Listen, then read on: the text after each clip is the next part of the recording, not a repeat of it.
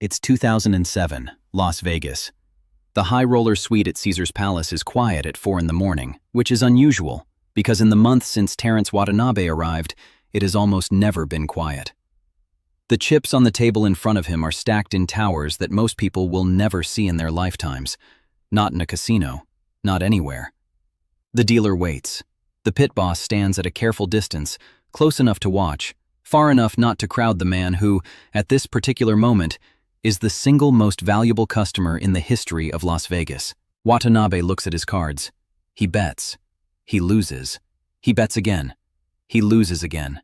Nobody stops him. Nobody suggests he take a break. Nobody asks whether he's slept. The drinks arrive without being ordered. The food comes without a menu. The suite upstairs is his for as long as he wants it, which is to say for as long as he keeps playing, which is to say for as long as he keeps losing, which is to say for a very, very long time. By the time Terrance Watanabe left Las Vegas in 2008, he had lost $204 million. Not over a career, not spread across decades of compulsive gambling at 100 different tables. At one casino, in less than 2 years, one man handed Caesar's Palace more money than some small countries spend on their entire education systems in a fiscal year. $204 million.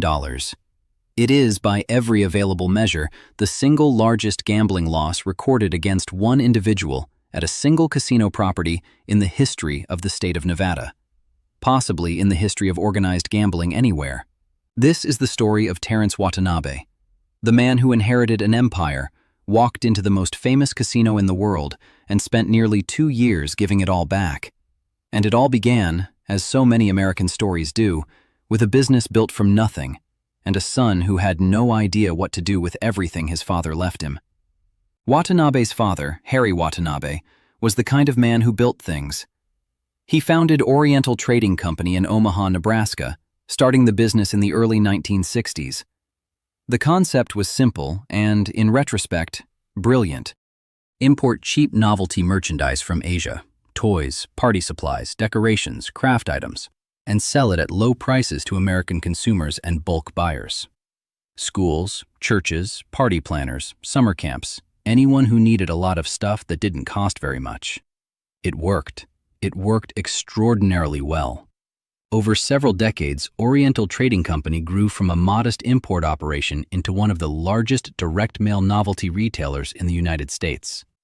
By the time Harry Watanabe stepped back, the company was doing hundreds of millions of dollars in annual revenue. It occupied a sprawling campus in Omaha. It employed thousands of people. It had a catalog that landed in millions of American mailboxes every year. Harry built it over a lifetime. He was careful. He was methodical. He understood the business at a molecular level, the way founders always do, the way only people who started with nothing understand the weight of every dollar that passes through the operation. Terrance grew up inside that world. He grew up understanding that the business was the family, that the catalog was, in some sense, the Watanabe identity.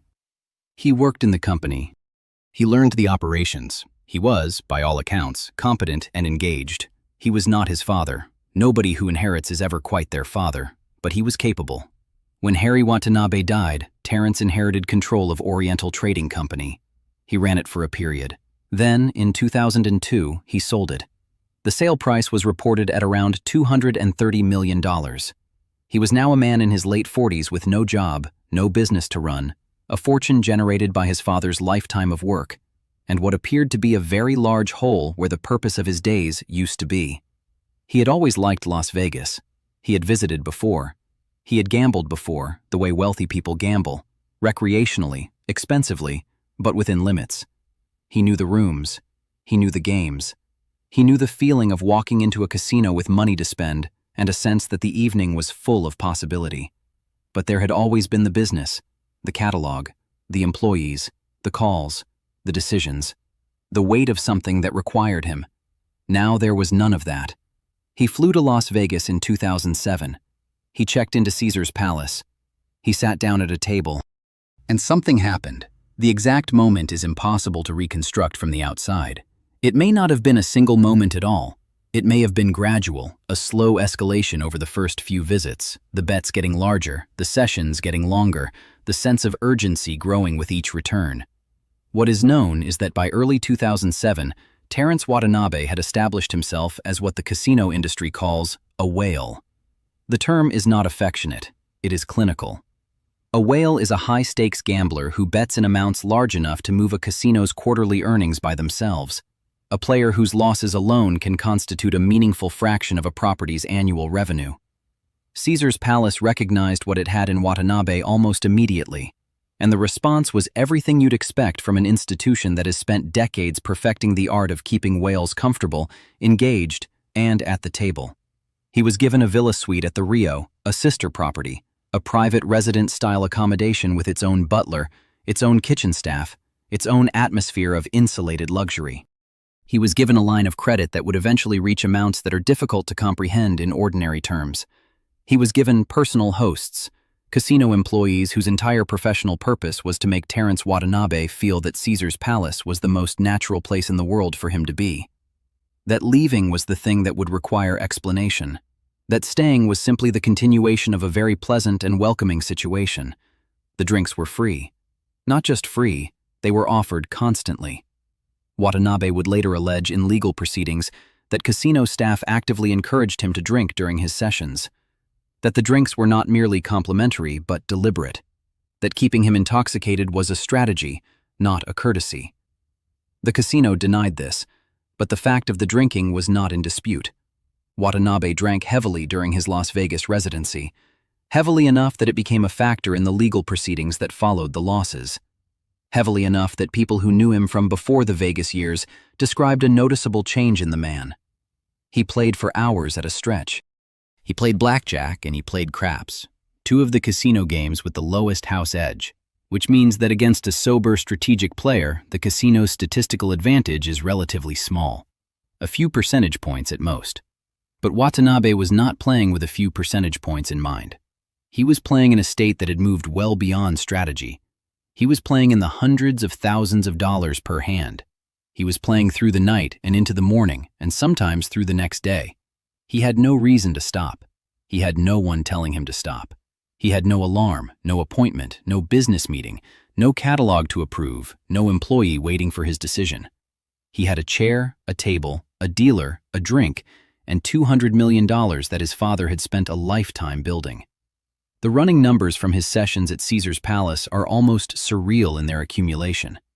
Gaming regulators in Nevada, as part of their records and in documents made public through subsequent legal proceedings, tracked the losses. In a single month during the height of his run, Watanabe is believed to have lost between $5 million and $15 million. Not across a year, in a month. He reportedly accounted for roughly 5% of the entire gaming revenue of Caesar's Palace in 2007. One man, 5% of a major Las Vegas casino's annual take. The kind of number that makes the property's quarterly earnings report and makes executives in boardrooms sit up a little straighter when they look at it. The casino extended his credit without hesitation. When lines were drawn down to zero, new arrangements were made. The hospitality was flawless. The suite was immaculate. The food was extraordinary. The bottles arrived. The hosts checked in. The tables were always ready. And the losses accumulated with the patient indifference of arithmetic. By the end of 2007, Watanabe had lost sums that would have been the net worth of a very successful small business owner. By early 2008, the number had crossed into territory that would have represented the lifetime earnings of dozens of families combined. The losses were not secret. In a casino environment, where high roller play is tracked with extraordinary precision, the numbers were known to a relatively large circle of casino staff and management. Nobody called anyone, nobody intervened. Nobody suggested in any official capacity that the situation had moved beyond entertainment and into something else. And then, somewhere in 2008, Terrance Watanabe stopped. He left Las Vegas. He returned to Omaha. He had, by the accounting that would eventually emerge in court filings, lost $204 million, give or take. The precision of the number is slightly uncertain because some of the credit arrangements involved markers, casino I owe us, that were disputed in the legal proceedings that followed. But $204 million is the number that attached itself to the story. It is the number that Nevada gaming regulators cited. It is the number that appeared in the newspapers. It is the number that put Terrance Watanabe's name in the record books, in the darkest possible sense of that phrase. He had started with approximately $230 million from the sale of Oriental Trading Company. He had spent his father's life's work, almost in its entirety, at a single casino in roughly 2 years. The question of how this happened, not mathematically but humanly, is the one that the legal case tried to answer and failed. Watanabe did not simply accept the losses. He filed suit against Caesars Palace and its parent company, Harrah's Entertainment, in 2009. The suit alleged a number of things. It alleged that casino staff had plied him with alcohol and prescription drugs during his gambling sessions, that they had knowingly served a visibly intoxicated man for hours and days at a stretch. It alleged that the casino had allowed him to gamble while impaired, in violation of Nevada gaming regulations that technically required properties to cut off visibly intoxicated players. It alleged, in essence, that Caesars Palace had not merely accepted his business, but had actively cultivated and protected his worst impulses in pursuit of his money. The suit sought the return of a substantial portion of his losses on the grounds that the casino had acted improperly in facilitating his gambling while he was in an impaired state. The casino countered by noting that Watanabe owed them money. He had drawn on markers on credit arrangements that he had not fully repaid. They filed their own action seeking collection of the outstanding debt, believed to be in the range of $14 million. The cases became entangled in Nevada's complex regulatory and civil legal landscape. The district attorney's office in Clark County, Nevada, the county that encompasses Las Vegas, became involved. Watanabe was accused, in a criminal complaint, of failing to pay his gambling debts.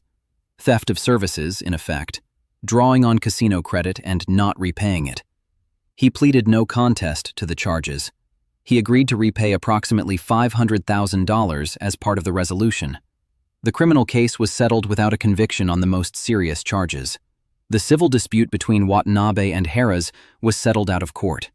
The terms were not publicly disclosed. What was disclosed, what emerged through the litigation and the investigations and the journalism that surrounded the case, was a portrait of a casino industry operating at the extreme edge of its own rules. Nevada gaming regulations do, in fact, contain provisions that are supposed to protect visibly impaired gamblers. Casino employees are supposed to cut off players who are clearly intoxicated. There are, in theory, mechanisms to prevent exactly the kind of extended impaired gambling session that Watanabe's case described. In practice, those mechanisms are applied inconsistently, selectively, and almost never in the direction of a player who is losing hundreds of thousands of dollars per day. The economic incentive is simply too powerful. A casino employee who cuts off a whale, who tells Terrance Watanabe that he's had enough, sir, perhaps you should rest, is a casino employee who risks the property losing one of the most valuable customers it has ever had. The regulation exists on paper. The application requires a human decision, and the humans making that decision work for an institution that profits directly from the whale staying at the table. This is not an accusation against any specific employee. It is a structural observation. The incentive structure of the high-roller casino business creates conditions in which the rules protecting vulnerable gamblers are most likely to go unenforced precisely when the stakes are highest. The man who most needs someone to intervene is the man around whom intervention is most economically costly. Watanabe's case made this visible. For a moment, very visibly. Advocates for gambling addiction reform cited the Watanabe case repeatedly in the years that followed. It became a reference point in discussions about casino responsibility, about the ethics of extending credit to demonstrably impaired gamblers, about the obligations a licensed gaming establishment has toward its customers beyond the mechanical enforcement of house rules. The Nevada Gaming Control Board reviewed its procedures. Industry associations published updated guidance on responsible gaming at the high roller level. The language around whale management, in the internal documents of major casino companies, became slightly more careful. Whether anything substantively changed is a question that people who work in casino compliance disagree about. What is certain is that no casino of the size and stature of Caesars Palace has publicly reported a single-player loss of comparable magnitude in the years since Watanabe's case became public. Whether that reflects genuine reform, better monitoring, or simply better information management is impossible to say from the outside. Terrance Watanabe largely retreated from public life after the legal proceedings concluded. He gave very few interviews. He did not write a book. He did not, so far as public records indicate, return to large-scale gambling. He was reported in the years following the case to have made significant charitable donations, millions of dollars given to causes in Omaha and elsewhere. Whether this was an act of penance, genuine philanthropy, a reassertion of purpose, or some combination of all three, he did not say publicly. He did not explain it. The charitable giving attracted a small amount of attention, mostly in local Omaha press. The story had a slightly uncomfortable quality to it. A man who had lost his father's fortune in a Las Vegas casino was now giving away what remained to people who needed it. There was something in that sequence, the inheritance, the dissipation, the giving away, that felt almost biblical in its arc. Old Testament. The son who squanders the father's wealth and then, in the aftermath, finds a different relationship to money altogether. Or not. These are projections, moralizing. Watanabe never invited that kind of interpretation. He remained, in the years after the case, a private man. Not a penitent, not a cautionary figure performing his own redemption for a public audience.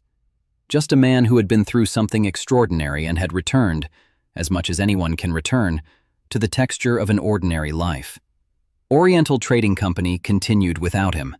It was sold again, this time to Mid-Ocean Partners, a private equity firm, and continued operating, continued mailing its catalogs, continued selling its party supplies and novelty items and craft kits to schools and churches and summer camps across America.